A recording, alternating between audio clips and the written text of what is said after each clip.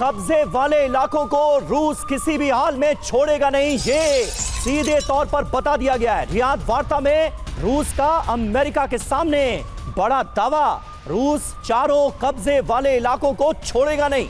Moscow times की report में यह बड़ा दावा किया गया है। तो व्लादिमीर पुतिन इस बात को लेकर बहुत क्लियर हैं कि जिन इलाकों पर, यूक्रेन के जिन इलाकों पर कब्जा कर लिया गया है, उसे रूस किसी भी हाल में छोड़ने वाला नहीं है। तो देखिए, पुतिन का कब्जे वाला प्लान मुश्किल है, युद्ध विराम, कम से कम अभी हालात तो यही कह रहे हैं। रियाद में जो वार्ता चल रही है उसमें रूस ने क्या शर्त रखी है, रूस की कुछ बड़ी शर्तें हैं, वो भी देखिए।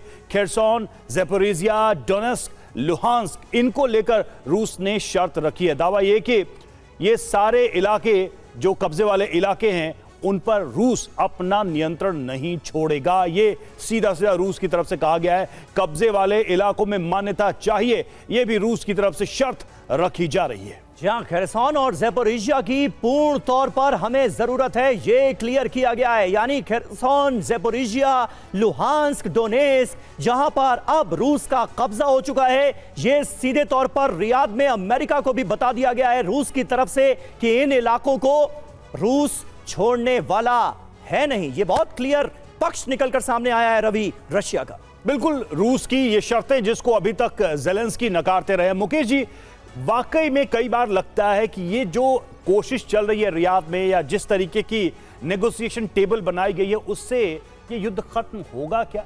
क्या वाकई में इससे कोई हल निकल पाएगा? क्योंकि रूस ने जिन इलाकों को लेकर एक तरीके से टस से मस नहीं होने वाली शर्त रखी है, वो किसी भी कीमत पर ज़ेलेंस्की राष्ट्रपति रहते हुए तो शायद ही स्वीकार।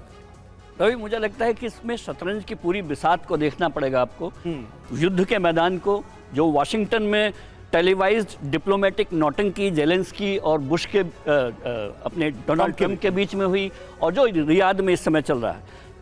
अगर पुतिन ने यह शर्त रखी है कि वो इलाके खाली नहीं करेंगे, तो इन चारों इलाकों को आप देखिए, ये कॉरिडोर बनाते हैं जो ब्लैक सी तक जाता है।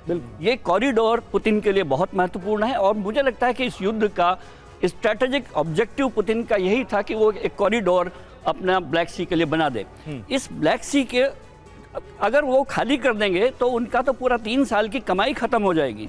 दूसरी तरफ Donald Trump rare earth material चाहते हैं, क्योंकि लगभग 500 अरब डॉलर खर्च हुआ है जो यूरोप के और अमेरिका लोगों ने किया।